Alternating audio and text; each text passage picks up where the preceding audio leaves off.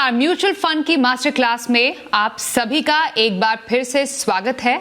हम इस master class में कोशिश करते हैं निवेशकों को अलग अलग म्यूचुअल फंड से जुड़ी हुई बारीकियां समझाने की। आज की हमारी ये मास्टर क्लास बेहद ही अलग और दिलचस्प होने वाली है, क्योंकि आज हम निवेशकों के मन की गहराइयों तक पहुंचेंगे।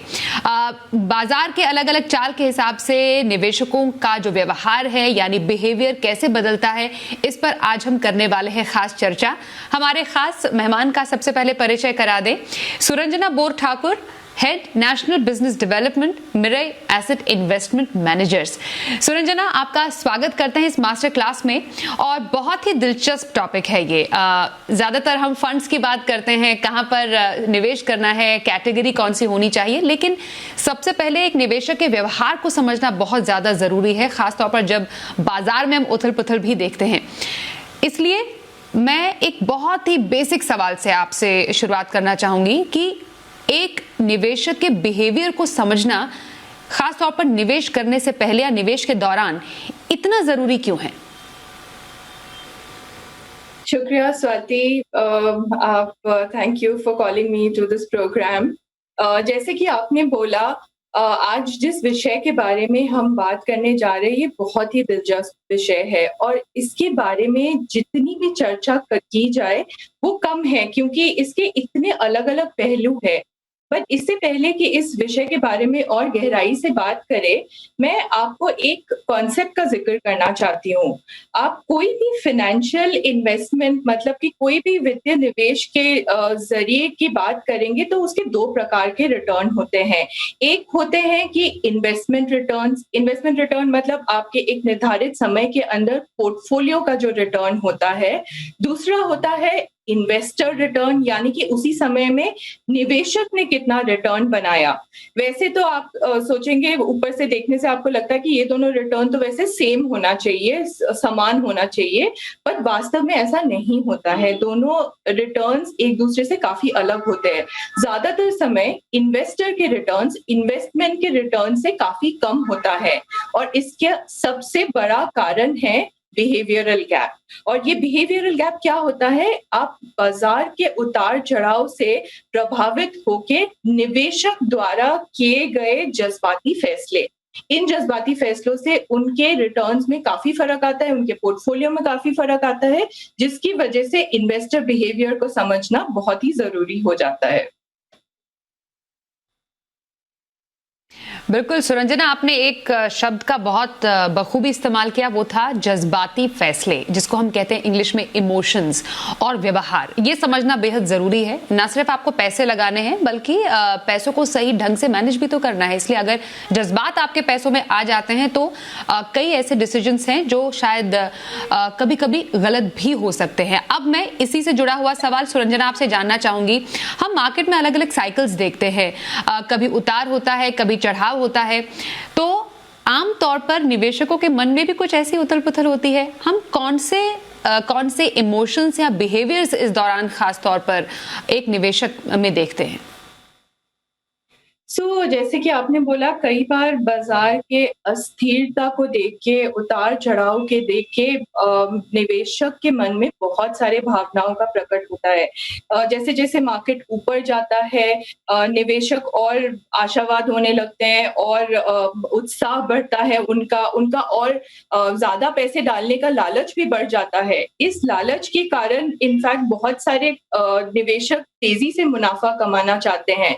बट ऐसे समय में क्या होता है कि बाजार एक यूफोरिक स्टेट में पहुंच जाता है कि वो बहुत ज्यादा एक बबल सा क्रिएट हो जाता है, जिस समय आपके कोई भी बाजार के कोई भी कीमत को अगर आप देखेंगे तो वो उसके मौलिक कीमत से बहुत अलग हो जाता है।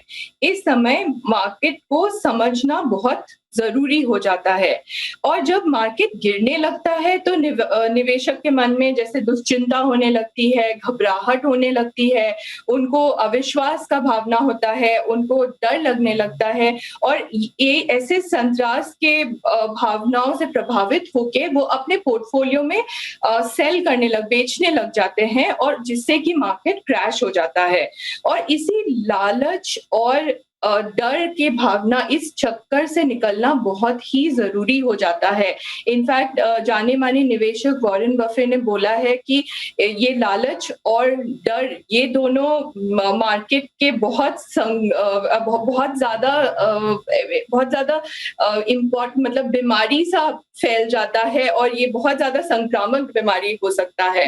और एक चीज़ भी समझना बहुत ज़रूरी है कि दूसरे से प्रभावित होके कभी निवेशक को निवेश नहीं करना चाहिए किसी भी चीज़ में, क्योंकि दूसरों का अनुसरण करना एक बहुत मानवीय व्यवहार होता है, पर जब निवेश की बात होती है ये चीज़ बिल्कुल उचित नहीं होती। इसको हम हर्ड मेंटालिटी या भेड़-चाल भी बोलते हैं, जिससे बचना भी बहुत ज़रूरी हो जाता है। आपने एक और बहुत ज़रूरी बात कही यहाँ पर सुरंजना, और कुछ जो शब्दों का आपने इस्तेमाल यहाँ पर किया वो है लालच और डर, फियर एंड ग्रीड। ये बाजार में बहुत ज़्यादा हावी हो जाते हैं। अगर मैं पिछले कुछ समय का उदाहरण आपसे समझूं जिसमें निवेशकों की ये जो दो इमोशंस थे वो बिल्कुल ज़्यादा सामने निकल कर आए, तो वो कौन से उदाहरण हो सकते हैं? शायद इन उदाहरण के जरिए निवेशकों को ज़्यादा अच्छे से समझ में आए कि बाजार की कौन सी चाल में निवेशक डर दिखाते हैं और कौन सी चाल में या कौन से समय में लालच आ जाता है। आप अगर मार्केट में देखेंगे तो कई बार जब मार्केट्स ऊपर जाने लगता है, अभी जैसे हमने हाल ही में देखा कि मार्केट्स ने काफ़ी अच्छा किया, तो मार्केट्स का जो इंट्रिंसिक वैल्यू होता है वो क्यों बढ़ता है? ज़्यादा से ज़्यादा निवेशक जब उसमें इन्वेस्ट करने लगते हैं तो वैसे-वैसे ही उसका वैल्यू बढ़ने लगता है। जैसे कि मैंने पहले भी बताया कि लालच जो बढ़ती जाती है, उससे एक बबल सा क्रिएट हो सकता है और ये मार्केट के ऊपर जाने पे ही और ज़्यादा प्रेशर देता है और ज़्यादा मार्केट ऊपर जाता रहता है। और जैसे ही मार्केट्स का क्रैश होने लगता है, जैसे थोड़े से करेक्शंस होने लगते हैं, आपने देखा है बहुत ज़्यादा चर्चा होने लगती है, बहुत ज़्यादा निवेशक एक-दूसरे से इन्फ्लुएंस होने लगते हैं और उसी दौरान वो अपने पोर्टफोलियो में जितना एलोकेशन होना है, वो बिना सोचे समझे बहुत बार दूसरों का सुन के, पड़ोसी का सुन के, दोस्तों का सुन के वो उसमें डर के मारे वो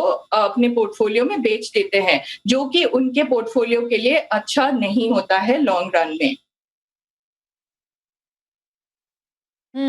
तो किसी के कहने पर, कहीं से सुनने पर आपको अपने फैसले निवेश के खास तौर पर वो आधारित नहीं करने हैं, और खास तौर पर अपने इमोशंस या लालच और डर के बेसिस पर तो बिल्कुल भी नहीं करें, जैसे सुरंजना ने भी बहुत बखूबी बताया।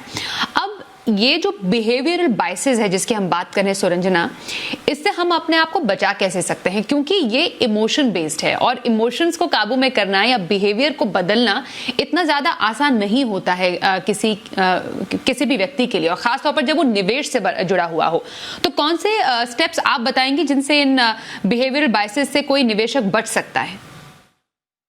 स्वाति, इससे पहले कि हम कैसे बच सकते हैं बोलना है, मैं थोड़ा-सा आपको 1-2 उदाहरण देना चाहती हूँ कि बिहेवियरल बायसेस होते क्या हैं। बहुत बार ऐसे होते हैं कि वैसे तो बिहेवियरल बायसेस यानी कि आपके जो व्यवहार संबंधी रिएक्शंस होते हैं मार्केट के, वो बहुत तरह के होते हैं। मैं 1-2 एग्जांपल आपको देती हूँ। जैसे एक होता है कि रीसेंसी बायस। ये रीसेंसी बायस क्या होता है कि हाल ही में हुए हुए किसी भी घटना से प्रभावित होके आप कुछ फैसले लेते हैं जो आपके पोर्टफोलियो के लिए अच्छा हो सकता है या खराब भी हो सकता है, लेकिन ये कितना महत्वपूर्ण है वो आपको डिसाइड करना है। तो कई बार ऐसे होता है कि किसी भी एसेट क्लास या प्रोडक्ट में जैसे आपका वो अच्छा कर रहा है पिछले 6 महीने में, 1 महीने में, 3 महीने में, आप उसी को देख के और ज्यादा पैसे लगाने लगते हैं, जबकि उस प्रोडक्ट का आपके पोर्टफोलियो में रिक्वायरमेंट है कि नहीं, वो आपको सोच समझ के करना चाहिए। दूसरा है कि लॉस अवर्शन। बहुत बार क्या होता है कि जिसको हम ऐसे नुकसान निवारण भी बोल सकते हैं। ये क्या होता है कि जैसे आप ये एक बहुत मानवीय स्वभाव का बहुत अहम हिस्सा है। इसमें क्या होता है कि किसी भी चीज के बारे में आप जैसे आप एक निर्धारित कॉस्ट का एक वैल्यू का एक चीज जब आपको मिलता है, आपको जितनी खुशी मिलती है इस चीज को मिलने से, उसी चीज को खोने से आपको उसका डबल, उसका दुगना दुख होता है। इसकी वजह से क्या करते हैं, बहुत निवेशक अपने खरीदे हुए चीज को बेचते नहीं हैं और वो उसी को पकड़ के बहुत दिन तक बैठे रहते हैं, जबकि उसमें उनको काफी नुकसान हो रहा होता है। फिर होता है कि जैसे फेमिलियरिटी बायस क्या होता है कि आपको जो चीज अच्छा लगे, जो कंफर्ट जोन में हो, आप उसी को और खरीदते रहो। जैसे हमारे इंडिया में देखा गया है कि गोल्ड या रियल एस्टेट में लोगों को बहुत कंफर्ट है, जिसकी वजह से वो उसी में और इन्वेस्ट करते रहते हैं। एक और बायस है जैसे कंफर्मेशन बायस, ये बहुत इंपॉर्टेंट फिर से होता है, क्योंकि कंफर्मेशन बायस मतलब आप जो चीज को विश्वास करते हैं उसी के रिलेटेड चीजों को आप और पढ़ते हो और इंफॉर्मेशन गैदर करते हो और विश्वास करने लगते हो। फॉर एग्जाम्पल, जैसे आपके दोस्त ने बोला कि गोल्ड का रिटर्न इक्विटी से ज्यादा अच्छा है, आप उसी टाइम, अगर आप कंफर्मेशन बायस के शिकार हो तो आप उसी टाइम फ्रेम के रिटर्न्स देखने की कोशिश करोगे जिस टाइम फ्रेम में गोल्ड ने ज्यादा रिटर्न दिया है इक्विटी से, ना कि आप उसके विपरीत कुछ ढूंढने की कोशिश करोगे। सो ये सब बायसेस अलग अलग होते हैं और इससे बचने के कुछ चीजें मैं बताऊंगी। एक तो है कि आप जो एक चीज हर जगह लिखी हुई होती है कि past performance is not an indicator of future performance.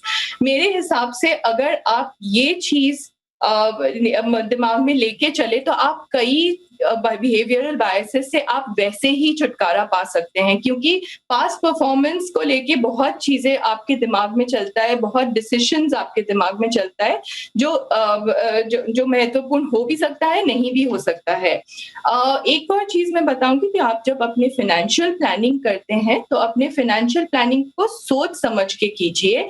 आप अपनी रिस्क को समझने की कोशिश कीजिए, आपकी रिस्क टेकिंग एबिलिटी, मार्केट की रिस्क और प्रोडक्ट और एसेट क्लास जिसमें आप निवेश कर रहे हो उसके भी रिस्क, इन तीनों की अच्छी संतुलन होना बहुत जरूरी है।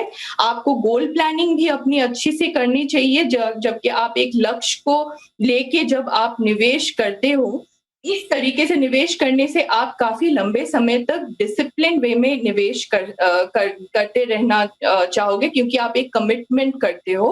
और ये सबको इकट्ठे रख के आप जब अपनी एसेट एलोकेशन करते हो, जिसमें आपकी एसेट, आपकी जो पोर्टफोलियो में जो विविधता को रखते हुए जो एसेट क्लास के different types of asset class में निवेश करते हो, उससे आपको लॉन्ग टर्म में अच्छे रिटर्न्स बन सकते हैं। सो ये अलग अलग, मैं यही बोलूंगी कि let's keep the emotions out of investing. भावनाओं को निवेश के निर्णयों से आप बाहर रखें और तभी आपको लंबे समय में प्रशस्त रिटर्न्स बना सकते हैं। सो निवेश में हमेशा आप फैसले ना कि दिल से ले, हमेशा दिमाग से ले, अनइमोशनली ले, तभी आपको अच्छे रिटर्न्स मिल सकते हैं। एक और इम्पॉर्टेंट चीज है कि आप हमेशा अपने ज्ञान को, नॉलेज को हमेशा बढ़ाते रहें, वैसे ही आपको आपकी अवेयरनेस बढ़ती रहेगी और आपके अपने पोर्टफोलियो में आपका कंट्रोल बढ़ता जाएगा। जी सुरंजना, आपने बहुत ही बेहतरीन ढंग से मेरे ख्याल से पूरे इस मास्टर क्लास को समअप भी कर दिया है। बहुत बहुत धन्यवाद आपका हमारे साथ म्यूचुअल फंड की इस मास्टर क्लास में शामिल होने के लिए। तो आज की इस मास्टर क्लास में बस इतना ही। फिलहाल वक्त एक ब्रेक का है, हमें दीजिए इजाजत। नमस्कार। म्यूचुअल फंड निवेश मार्केट के जोखिम के अधीन है। निवेश से पहले स्कीम से जुड़े दस्तावेज ध्यान से पढ़ें।